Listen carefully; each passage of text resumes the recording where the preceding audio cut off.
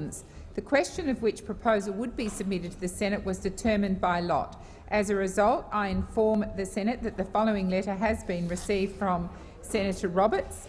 Dear Mr President, pursuing to Standing Order 75, I propose the following matter of public importance be submitted to the Senate for discussion: the policy position of the Australian Government towards the continuing robust health of Great Barrier Reef and the threat of environmental alarmism.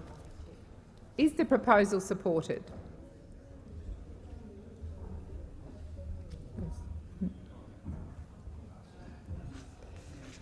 Thank you. The proposal is supported. I understand. Okay. Senator Roberts. Thank you, Madam Deputy President. I rise on this matter of public importance as a servant to Queensland and Australia to discuss Queensland's Great Barrier Reef. The onus is on honourable senators gathered to expose the truth about our reef and repudiate the lies being told by extreme left-wing hell-bent on control. As widely reported in the media, last Friday, Pauline Hanson's One Nation party visited Yeppoon in central Queensland and travelled to Great Keppel Island to inspect a reef, a small part of a wondrous, interconnected, living and robust organism. In telling the story of our beautiful reef, we were assisted by Dr. Alison Jones, who provided a realist scientific perspective on coral bleaching. Coral science is Dr. Jones's specific expertise. Dr. Jones, a great Queenslander, told us part of the reef we visited suffered a bleaching episode in 2006 and recovered just 12 months later. We visited the reef firstly to draw attention to the fact that bleaching of the reef has occurred over time many times. Secondly, that the reef has always recovered. And finally, that despite green alarmism, the reef is not dead. It is in fact robust, beautiful and should be visited. Why travel overseas when you can come to our own backyard and see this natural wonder? The story of the reef is a uniquely Queensland story. It is our reef. We choose to share it with all Australians. It is an affront to Queensland that some Australians want to destroy the reputation of our most prominent icon, and it is an affront to decency that those Australians would destroy the reputation through fake science and lies. The destruction of the reef's reputation is being done to buttress the Greens' agenda of falsely claiming the world is warming through carbon dioxide and humans are the cause. The casualty of the theory is hard-working Aussies. We don't get a dividend from their Greens' extreme theories. Queensland and Australia just lose jobs and prosperity. The Great Barrier Reef is visited by approximately 2.6 million people each year, but the numbers are falling. Max Allen, a tourist operator who was kind enough to ferry us to the reef in his Freedom Fastcat, told us he used to have 200 visitors each day on his boat, but now he is lucky to have 17. 200 down to 17. That affects motels, service stations, supermarkets, services, businesses and even travel agents in the cities. Mr Allen, a proud and wonderful Queenslander, works on a part of the reef that is beautiful and full of natural wonder. The primary reason he has witnessed a drop in tourists visiting was because of the lies told by the Australian Greens and their mates. Mr President, allow me to turn the Senate's attention to the cost of the Greens' lies. What is at stake if we allow this terrible invasion of our lies onto our reef? It is true to say a significant amount of the approximately $13 billion per annum of tourism expenditures and 115,000 ongoing tourism jobs, about 3/4 of which are Queenslanders, are at stake, a high risk due to reckless green alarmism. The Greens are happy to risk these jobs because firstly their highest vote is in the inner city, not regional Queensland. Secondly, pretty signs that say I love the reef and I vote are more important than facts. And finally, they think the loss of jobs is mere collateral damage. Queenslanders reject the Greens' terrible foreign intervention in our reef. Today we reclaim our reef, our prosperity and our future. We reclaim our narrative. The Great Barrier Reef is a total of 2,900 coral reefs, and it stretches 2,300 kilometres along the Queensland coast, covering an area of 344,400 kilometres. It has World Heritage listed since 1981. Every part of it is beautiful and diverse, and visitors must show our reef respect.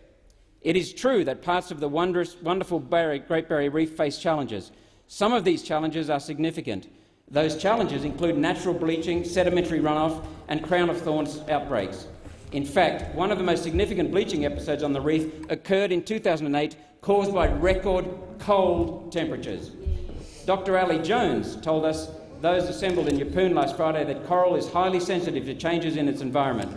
Inclement weather can trigger a bleaching episode, so too can any slight changes in water temperatures. Dr. Jones informed us on our research and promotion tour that the coral almost always recovers from a bleaching event. Bleaching events are natural and, as mentioned, occur when the water warms or cools naturally. Dr. Jones isn't the only courageous Queenslander to talk out against green alarmism. We think of the courageous views of scientists who whistleblow on the doomsday scenarios, people such as Professor Peter Ridd of James Cook University. Professor Ridd pointed out that his research questioned the propaganda photographs of the reef paraded by the Centre of Excellence for Coral Reef Studies and the Marine Park Authority, purporting to show long-term collapse of the reef's health as being potentially misleading and wrong. James Cook University responded earlier this year in an anti-science way by censoring and threatening to fire him. Preeminent minds, everyday Aussies, people who speak out are ridiculed and attacked. Pauline Hanson's One Nation Party says to these people, "We are here for you, to give you and your realism a voice." Misrepresentations, exaggerations, personal attacks are natural to the Greens. I think of Senator McKim, who said last week, in reference to another matter, quote, "These comments may be accurate, but just because something is accurate doesn't mean that it's reasonable or productive to talk about it." Let that sink in, Madam Deputy President, Acting Deputy President. Let these words sink in. Even if something is accurate, Greens Party spokesman Senator McKim thinks it's better we hide the truth, don't talk about it, and shelter those not sensible enough to assess the information. Queenslanders are not mugs. Queenslanders are onto Senator McKim, the Greens and their lies. The Greens recently went on their own tour of the reef, so I'm told. Up and down the coast they trudged. They begged tour operators to take them out, but everyone rejected their advances. They were rejected, I'm told, because Queenslanders don't like being lied to or lied about. Mr. President, or Madam Acting Deputy President, what Queenslanders don't like, one tiny bit, is when one of their own turns on them, like Senator Waters.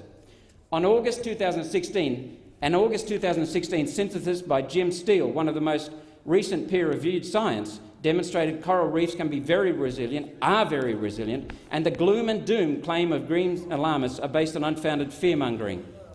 I quote naturalist and essayist Eric Worrell, who said, quote, "In fact, given coral originated 540 million years ago, has survived numerous catastrophic extinction events such as the Permian-Triassic period extinction, which killed around 96% of all marine species and has effortlessly survived hundreds of millions of years of abrupt natural changes in global temperature, some would suggest the burden of proof is on green alarmists to demonstrate why a few degrees of gentle warming in the last 300 years is such a threat, if such warming is actually occurring. Put simply, coral bleaching cannot occur from human-released carbon dioxide because empirical evidence exists to prove that humans are not causing an increase in global temperatures. The Greens are using control-oriented elitist media to push their purposeful destruction of the reef's reputation. They are mendacious, destructive and out of order. The lies have infiltrated the international media. A US Forbes headline earlier this year stated 50% of the Great Barrier Reef is dead or dying. A mock obituary by Outside magazine went viral in October 2016, claiming that the Great Barrier Reef had passed away after a long illness. The Forbes magazine statement is untrue. The Outsider magazine is dangerous and outrageous.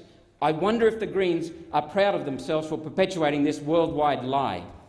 Then we have that bastion of left-wing tripe, the BBC. In 1999, it made the prediction the Great Barrier Reef is dying. Blatant lies, most likely concocted to have tourists spend money in Nice, France, to advance the BBC's now destroyed pet project, the EU.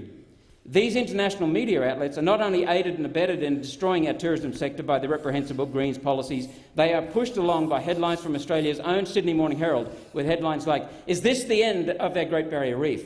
That article goes on to highlight the various levels of bleaching on the reef, sheer hate speech. Job-destroying, reef-hating, Queensland-bashing Greens and their cousins in select media. Disgraceful. No wonder Fairfax media circulation is falling. And then get a load of this, Madam Acting Deputy President. One recent ABC article was headed, "Great Barrier Reef coral bleaching could cost $1 billion in lost tourism," research suggests. No wonder there are calls from Queenslanders to sell the city aspects of the ABC. What drivel, what lies. Today we mark the end of their lies, the elite's lies. We reclaim our reef.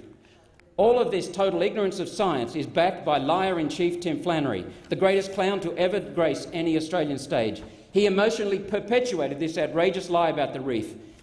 by saying, quote, "This is one of the saddest days of my life. This great organism, the size of Germany and arguably the most diverse place on earth, is dying before our eyes. Having watched my father die 2 years ago, I know what the signs of slipping away are. This is death, which ever rising temperatures will allow no recovery from unless we act now." What puke! Mr. President, Madam Acting Deputy President, the Greens' ignorance is laid bare in Senator Larissa Waters' campaign entitled "Coral or the Reef," in which she states, "Global warming is the #1 threat facing the reef, and exporting millions of tonnes of coal through the reef will make it even worse. Without serious immediate action, we're going to lose our natural wonder." I say through the chair, at the next election, Queenslanders will remind her of her betrayal of our home state. They will recall her party's bold new mantra articulated by Senator McKim: "At all costs, hide the truth, because to tell the truth is inconvenient." Let's make Australia great again for everyone by protecting our barrier reef. Senator Waters.